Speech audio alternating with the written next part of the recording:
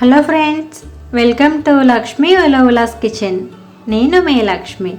ఈరోజు వీడియోలో బియ్యం పిండితో వడియాలు ఎలా చేసుకోవాలో చూపిస్తున్నానండి.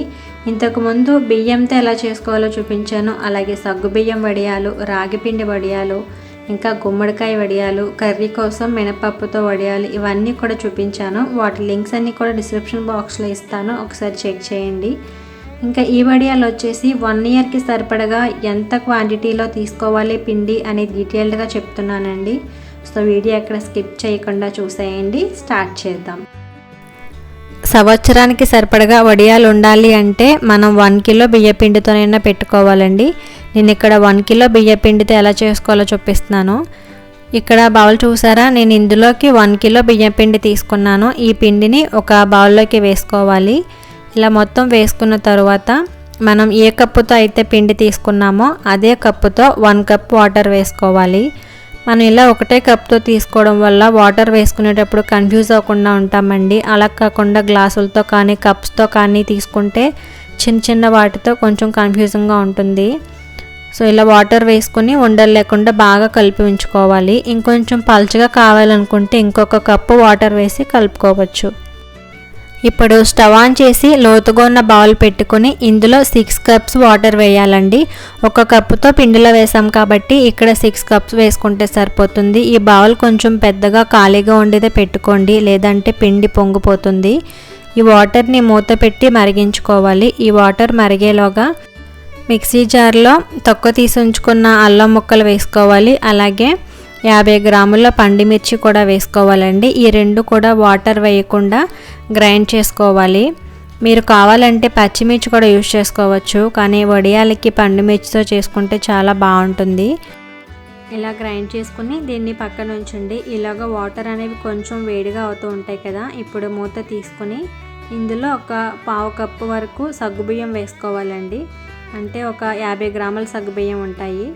ఈ సగ్గుబియ్యాన్ని కూడా ఇందులో వేసుకుని ఒకసారి కలుపుకోవాలి. మనం కలపకుండా డైరెక్ట్గా మూత పెట్టేస్తే కనుక ఆ సగ్గుబియ్యం ఉండల్లాగా ఉండిపోతాయండి. అందుకోసం ఒకసారి బాగా కలుపుకొని మూత పెట్టి ఈ వాటర్ని బాగా మరిగించుకోవాలి. ఒక 5 మినిట్స్ పాటు హై ఫ్లేమ్లో ఉంచితే ఈ వాటర్ అనేది బాగా మరుగుతుందండి. చూసారా, ఈ విధంగా మరగాలి. సగ్గుబియ్యం పూర్తిగా ఉడకాల్సిన అవసరం లేదండి, సగం వరకు ఉడికితే సరిపోతుంది. ఇందులో రుచికి సరిపడగా ఉప్పు కూడా వేసుకోవాలి. నేను 3 టేబుల్ స్పూన్స్ వేసాను. అలాగే 2 టేబుల్ స్పూన్ల జీలకర్ర కూడా వేసుకొని మనం ముందుగా గ్రైండ్ చేసి ఉంచుకున్న పచ్చిమిర్చి, అల్లం పేస్ట్ కూడా వేసుకోవాలి. ఇప్పుడు ఇవన్నీ కూడా కలిసేలాగా ఒకసారి బాగా కలుపుకోవాలి. ఇలా కలుపుకున్న తర్వాత మనం ముందుగానే బియ్యం పిండి వాటర్లో కలిపి ఉంచుకున్నాం కదా, ఆ పిండిని మళ్ళీ ఒకసారి కలుపుకోండి. ఎందుకంటే అడుగున పిండి ఉండిపోయి వాటర్ అనేది పైకి వచ్చేస్తుంది కాబట్టి మళ్ళీ ఒకసారి బాగా కలుపుకొని, ఇది ఎక్కువ క్వాంటిటీ కాబట్టి ఒకరు వేస్తూ ఒకరు కలుపుతూ ఉంటే ఈజీగా ఉంటుందండి. మనం పిండి వేసుకునేటప్పుడు మీడియం ఫ్లేమ్లో ఉంచుకొని వేసుకోవాలి. ఇలా పిండిని వేసుకుంటూ కలుపుకుంటూ ఉండాలి. మొత్తం వేసేసిన తర్వాత బాగా కలుపుతూ ఒక 5 మినిట్స్ పాటు కలుపుతూనే ఉండాలండి, ఉండలు రాకుండా. ఇలా కలుపుతూ ఉంటే పిండి దగ్గర పడుతూ ఉంటుంది, అలాగే బాయిల్ అవుతూ ఉంటుంది. సగ్గుబియ్యం సగమే ఉడికించాలని చెప్పాను కదా, ఈ పిండి ఉడికేలోగా సగ్గుబియ్యం కూడా పూర్తిగా ఉడికిపోతాయండి. అందుకోసమే ముందుగా మనం సగం వరకు ఉడికించుకుంటే సరిపోతుంది. పిండి చూసారా ఉడుకుతూ ఉంది. ఈ విధంగా దగ్గర పడిన తర్వాత స్టవ్ ఆఫ్ చేసుకొని ఈ వడియాలు అనేవి వేడిగా ఉండగా కూడా పెట్టేసుకోవచ్చండి, చల్లారాల్సిన అవసరం లేదు. ఎందుకంటే ఇవి క్లాత్ మీద పెడుతున్నాను, శారీ ఉంటుంది కదా సిల్క్ శారీ, ఆ శారీ మీద పెడుతున్నానండి. ఈ పిండిని ఒకసారి పెట్టుకొని ముందు బాగా కలిపేసుకోవాలి. కలుపుకొని మనం స్పూన్తో మనకి కావాల్సిన సైజులో వడియాలన్నీ వేసేసుకుంటే సరిపోతుంది. ఇవి చిన్నగా పెట్టుకుంటేనే బాగుంటాయండి, త్వరగా ఎండిపోతాయి కూడా. పెద్దవి పెట్టుకుంటే కొంచెం ఎండడానికి కూడా టైం పడుతుంది. నేను ఇక్కడ సిల్క్ శారీ తీసుకున్నాను కదా, ఇది ఒకసారి బాగా తడిపి ఎక్కడ కూడా ముడతలు లేకుండా జాగ్రత్తగా వేసుకొని పెట్టుకోవాలి. మనం ముడతల్లాగా వచ్చేస్తే కనుక వడియాలు తీసుకునేటప్పుడు సరిగ్గా రావు. ఇలా పెట్టుకున్న తర్వాత 2 రోజుల పాటు ఎండబెట్టుకోవాలండి. 2 రోజులు ఎండిన తర్వాత ఈ శారీని రివర్స్లో వేసుకొని వాటర్ వేసి తడపాలి. అడిగి నుంచి వాటర్ వేసుకుంటూ తడుపుకుంటూ రావాలి.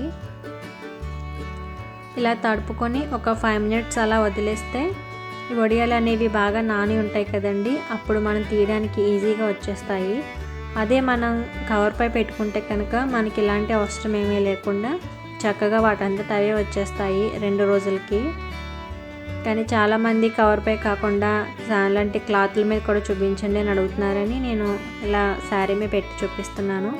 అండ్ ఎక్కువ కాబట్టి క్వాంటిటీ కూడా కవర్స్ ఉండవు కాబట్టి శారీయే బెస్ట్ కూడా. సో వడియాలు ఈ విధంగా వచ్చేసిన తర్వాత వీటిని ఒక రోజు బాగా ఎండలో పెట్టుకోవాలండి. ఎందుకంటే మనం వాటర్తో తడిపాం కాబట్టి మళ్ళీ బాగా ఎండపెట్టుకొని ఎండిన తర్వాత వీటిని డబ్బాలో పెట్టి స్టోర్ చేసుకోవాలి. ఇప్పుడు వడియాలు వేయించుకోవడం కోసం ప్యాన్ పెట్టుకొని ఆయిల్ వేసుకొని అది హీట్ అయిన తర్వాత ఈ వడియాలను ఆయిల్లో వేసుకోవాలి. మీడియం ఫ్లేమ్లో ఉంచుకొని వేయించుకోవాలండి.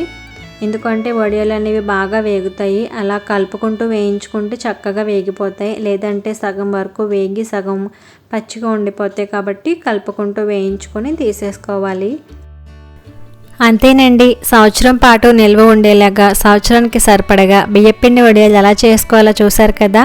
మీకు బాగా నచ్చింది అనుకుంటున్నాను. మీకు కనుక ఈ వీడియో నచ్చినట్లయితే ఖచ్చితంగా లైక్ చేసి మీ ఫ్రెండ్స్కి కూడా షేర్ చేయండి. ఫస్ట్ టైం చూస్తున్న వారైతే తప్పకుండా సబ్స్క్రైబ్ చేయండి. Thank you for watching.